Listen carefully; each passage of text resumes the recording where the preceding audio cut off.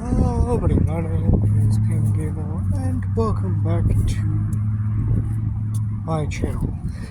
Today is a day in which we celebrate the occult, cults and all that. Not the terrible ones, the good ones. As in Court of the Lamb. Because I finally got to play through its DLC, beat it in like maybe one day I think, and then I'm working on 100% in most of it at least, because I have 100% of the main game. Now I'm just working on stuff for Woolhaven, and might I say this DLC has been amazing, and I love it so much. Because I love each and every one of the different versions of the sheep. I like some of the main ones you meet with, because they're all really interesting. Each and every one that at least you rescue are somewhat interesting characters that you can talk to, and that's cool. But of course, one of my favorites has to be Yigna, who is the main girl, who is the sort of the leader or the goddess of them, who, spoiler alert, at the end of the DLC, turns out to be trying to kill you. And actually makes an attempt. But I must say that it's pretty cool that you get her as a follower after you kind of beat her. Because that just means that they're friends and all that. And it's all really interesting. I just feel excited. And I have done sorting stuff. I have, of course, indoctrination. With the normal stuff.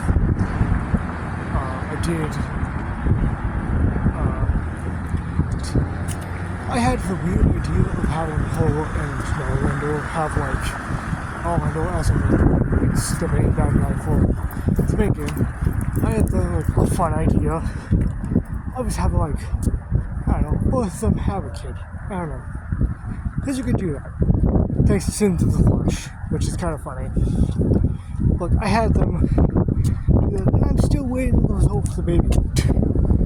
I'm really interested in how it goes. But anyway, besides that, Yigna isn't actually that terrible either, because I really like how, the whole point of the story for Woolhaven is that, technically, Yigna is supposed to be the Lamb God, but what happens is she gets, corrupted by rot or something, and, basically goes blind. Which could be at the fault of maybe the wolves, which are also a main enemy, which I think is kind of funny, because what's funny is the fact that one of the characters you indoctrinate from the wolves pack is actually a pack, a combo pack. I don't know why I had an accent for a moment. A combo pack, which all have something under the name of, I think, maybe something that's close to foster or something. There was foster, there was noster, and then monster,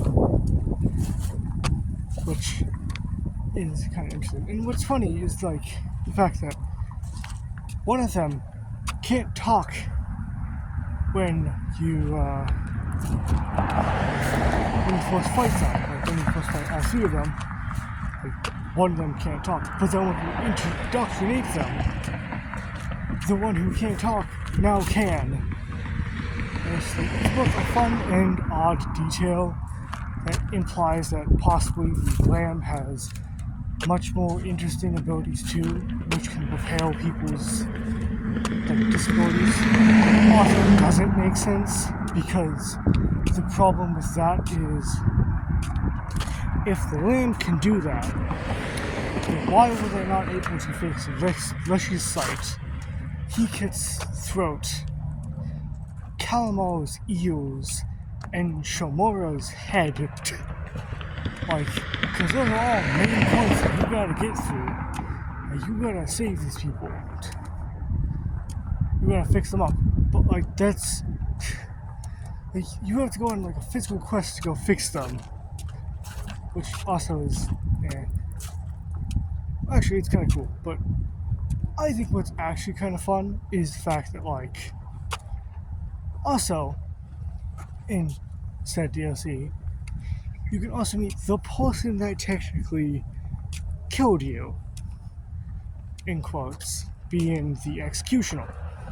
But that's it, because the executioner is like this, didn't actually want to do it, because what happened is they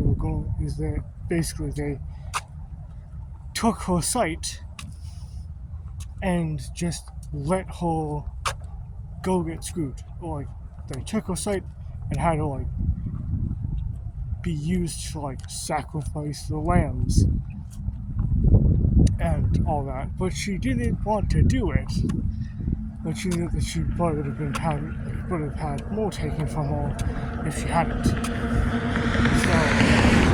it's basically just like this poor abused woman that you feel bad for her. And you feel more like, and eventually when like, if you do choose to like spare her, she's confused. But then like, she gets really nice about it too. She's basically throwing you mostly, but that's not the part where you indoctrinate her, because you can indoctrinate her. The part when you indoctrinate her is when you have to take her back, is when she's taken back Woolhaven. Or she enters Woolhaven. And everyone is absolutely hating on her. They're like disgusted that you brought the execution of the people into the sacred land of the land fields. And they all don't exactly like her. Except for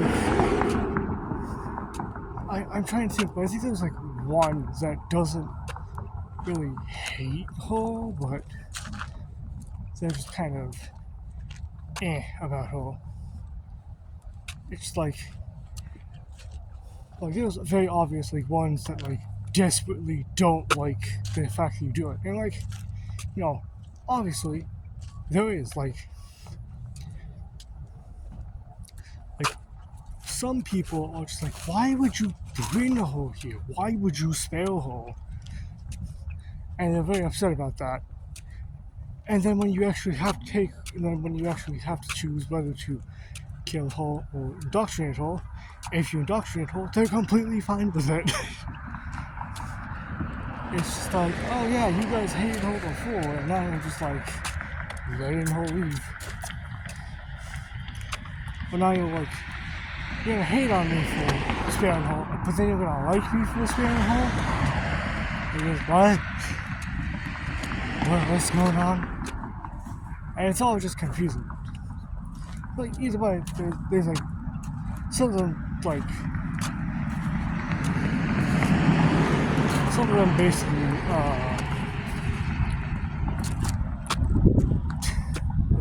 some of them compliment you on, getting mercy.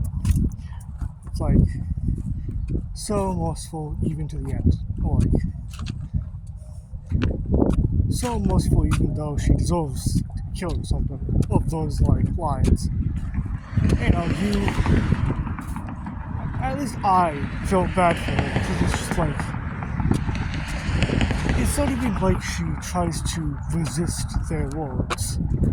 She knows what she's done, and she doesn't want to, like, you know, fight back against it.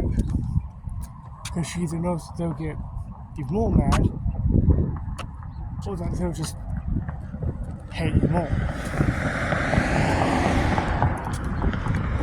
But as you just go through the story, as you kind of have her around, and see her getting, like, kind of, I guess, insulted by the Vitallands, which makes, like, of course, I'd like to make it clear, yes, it's kind of right, yes, it's pretty rightful for them to be insulting her, because it's just, like, she is this, like, you know, she was the person that, you know, ended the lives of most of the sheep, most of the lands of sheep. Though, my problem with it is just the fact that, like, even after they notice that she's just, or even after she enters, it's not like she does anything. They still insult her, even though all she does is walk around Woolhaven for a bit. It's like she walks around, and you can, like, interact with her too.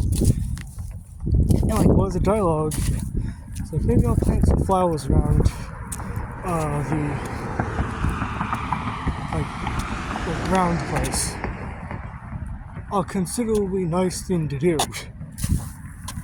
Like, she just wants, like, it's clear that, like, she is very nice, but eventually, like, you're hit with the choice of either having to indoctrinate her or having to kill her. And honestly, I still think it's kind of upsetting to just let her, like, I kind of feel bad if I have, like, killing her. It's just like, it's, even if she kind of deserves it, it's also not like she did it on, like of her own choice. Like, she was forced into it. And she did go through with it, but she only went through with it because she feared for her own life, which, you know, still not seem good, but honestly, you don't want to be put through such, like, a painful death, even if so.